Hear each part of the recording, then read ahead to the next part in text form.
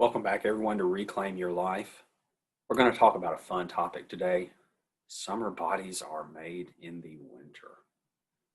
So, Kirk, do you ever exercise outdoors in the winter? Recently, I've started. In the past, brother, I never would have done it ever in my life. However, I found something very interesting, Toby, and I think you've mentioned this to me before, and I almost laughed to myself when you told me that you felt refreshed after running in 20-degree weather. Yeah. But several weeks ago, and even when my spouse didn't really like it, I went and I ran when it was like 40 or like low 40s and misting outside. And I really didn't realize how misty it was until I was about a mile and a half into the run. And I was feeling pretty wet, but the heat in my body began to warm me back up at that point. Right. By the time I got home, I was not cold. And buddy, I felt wonderful. I honestly never expected, I don't normally feel bad when I'm done running, but I never expected to feel that good running in the cold. It shocked me. Well, yes, I do feel very refreshed when I run in the winter. It's a shock. I'm still acclimating at this time of the year. There's a lot of benefits. The heart rate goes up, so you burn more calories. We talked about progress versus maintenance. I always make running progress in the winter. The summers tend to be more of a maintenance phase because, man, it's hot in Tennessee. A few other benefits, though, we've talked about also callousing our soul and being in adverse conditions.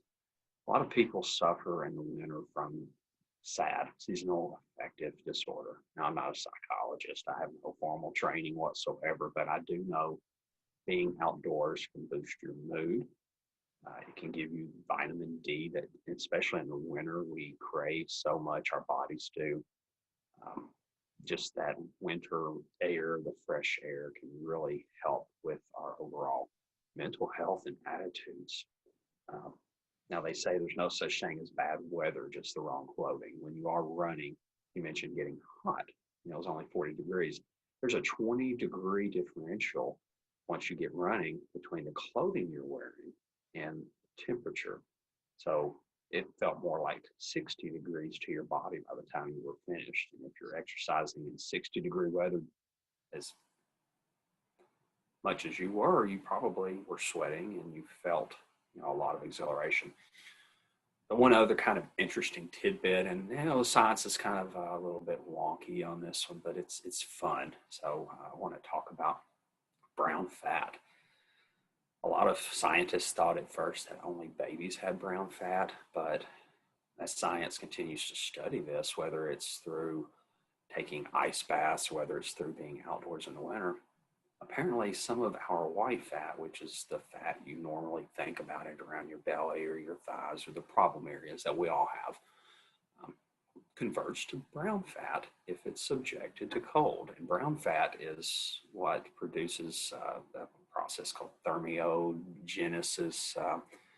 Basically, it keeps us warm without shivering, and it's very good for our bodies. So, an additional benefit of being outdoors and exercising in the cold, helping making those summer bodies in the winter.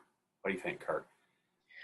Brother, that's a difficult way to get an extra layer of insulation, but I can definitely see how by not isolating yourself inside, you make an extra benefit with your health and also that you can sustain yourself in colder environments as well.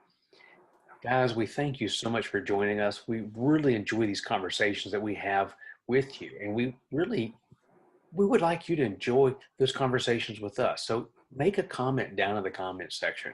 We really want to hear what you have to say. And don't forget, hit the subscribe button and the notification bell so that you can be notified anytime we release a new show. Guys, y'all have a wonderful day.